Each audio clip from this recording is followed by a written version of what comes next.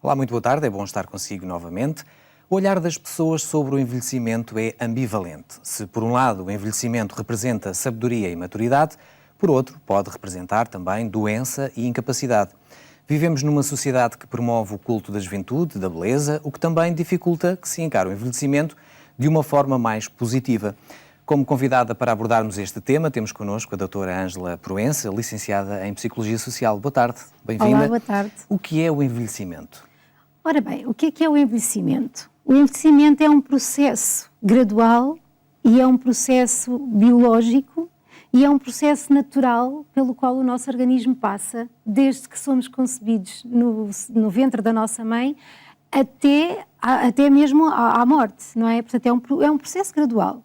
É uma coisa que vai acontecendo, o nosso corpo vai se adaptando, vai se transformando. Ou seja, numa linguagem popular, desde que nascemos, vamos ficando velhos. Exatamente. Ficamos todos os dias um dia mais velhos. Isso é assustador. Portanto, não é assustador. Eu acho que não é assustador. Claro. Porque faz parte do processo natural da vida, não é? Portanto, é um processo universal. E é inerente a todo o ser humano, só não envelhece quem não nasce. É porque as pessoas têm sempre aquela ideia que é só a partir de uma certa idade que se envelhece, por isso é que eu usei a expressão assustador. Mas não é? Pronto, na realidade é isto, não é? Só não envelhece quem não nasce. E todos envelhecemos da mesma forma? É igual para todos? Não, mas eu gostava só de fazer aqui uma pequena distinção que até é muito importante, que tem a ver com o que é o envelhecimento e o que é a velhice. São coisas distintas. São distintas, não é? Portanto, o envelhecimento é aquilo que eu já disse, não é? É um processo natural que ocorre no nosso corpo, desde que somos concebidos até que morremos, mas a velhice é uma fase da vida adulta. São coisas distintas. Uma fase também de sabedoria, não é? Maturidade. Sim, é uma fase da vida adulta. Portanto, nós passamos por várias fases ao longo da vida. A fase de criança, adolescente, adulto jovem, e depois temos uma fase da vida adulta que é a velhice. Não é? E aqui é importante ressaltar também que, ao contrário daquilo que se diz, que o idoso volta a ser criança, isso nunca acontece nem nunca vai acontecer, porque ninguém volta a ser mito, criança. Não é?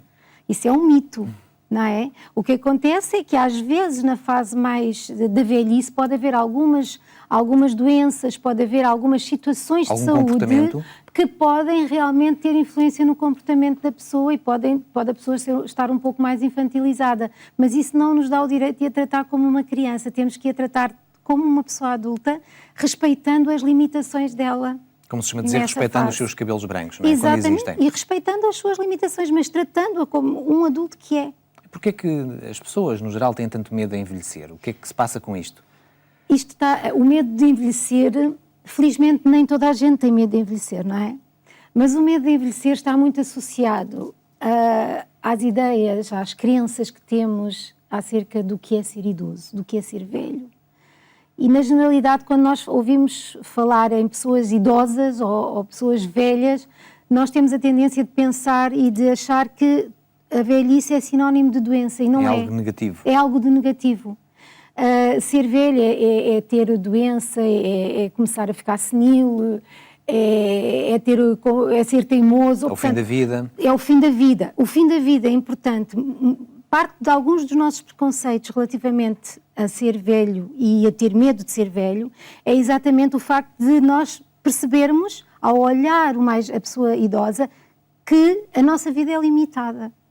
Nós não estamos aqui eternamente. Está ali o nosso futuro. Está ali o nosso futuro. Mas feliz de quem chega a esse futuro, não é? Mas este medo também nos é incutido muitas vezes pela própria sociedade. Sim. Não é? Sim. A beleza eterna, a juventude. Sim, é verdade. O aspecto exterior. Exatamente. Nós vivemos numa sociedade que promove muito o culto da beleza e o culto da juventude. Não é? Parece que ser velho é uma coisa muito má. Então vamos ser jovens, vamos ser sempre jovens. Fala-se muito sobre o anti-envelhecimento, mas isso não existe. Alimentação, produtos, o desporto. É importante praticarmos exercício físico em todas as fases da vida, mas não existe essa coisa do anti-envelhecimento, porque o envelhecimento tem que acontecer, se não acontecer é mau sinal. E como é que mudamos este paradigma na cabeça das pessoas? Olha, a informação é algo muito importante. Hoje em dia há tanta informação sobre o envelhecimento, há tanta coisa que nós podemos ler sobre isso, desmistificando, retirando esses estereótipos, esses preconceitos relativamente ao facto de se ser idoso. há muita coisa, há montes de informação. Hoje em dia dá-se uma atenção muito especial ao envelhecimento também, porque nós vivemos numa sociedade demograficamente envelhecida e nós temos que realmente mudar a nossa visão e os nossos conceitos relativamente a isso, não é? E há muita coisa que se pode fazer. Acima de tudo, nós temos que nos informar e temos que perceber que envelhecer bem ou mal depende de nós, ok? Tem a ver com o percurso da nossa vida? Tem a ver com a nossa vida, tem a ver com os hábitos que nós vamos adquirindo ao longo da vida, com as coisas que fazemos, porque nós, quando somos jovens, achamos que podemos fazer tudo. Mas muito daquilo que fazemos depois vai-se repercutir na forma como vivemos o nosso envelhecimento. É o resultado de um desgaste, possivelmente. Exatamente. Portanto, temos que preparar o envelhecimento desde o início. E como disse também, realmente há muitas ideias erradas que temos sobre o envelhecimento e que aprendemos ao longo da vida, porque nós internalizamos os conceitos idadistas, ou seja, discriminatórios, com base na idade, neste caso em relação aos idosos, em relação aos mais velhos, em fases muito precoces da nossa vida, portanto, na infância, e muito por aquilo que nós vemos as pessoas que estão à nossa volta fazer. Nós aprendemos, nós não fazemos nada que não seja por aprendizagem. Não nascemos ensinados. Nós aprendemos. Então, a forma como nós vemos os nossos idosos envelhecerem ao longo da vida, a forma como nós vemos os nossos pais, os nossos familiares tratarem os mais velhos, tudo isso depois vai influenciar nas nossas crenças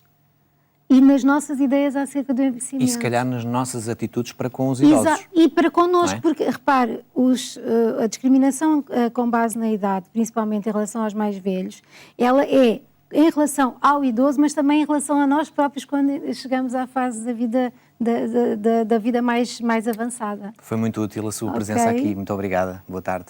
De facto, a nossa sociedade é demograficamente envelhecida e é necessário refletir sobre estas questões e demonstrar as crenças e comportamentos discriminatórios para promover a integração, a aceitação e a valorização dos mais velhos.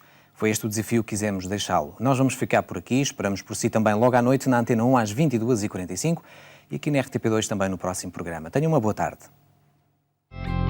Luz das nações, luz das nações, a luz das nações, a luz das nações, a luz que ilumina, luz das nações.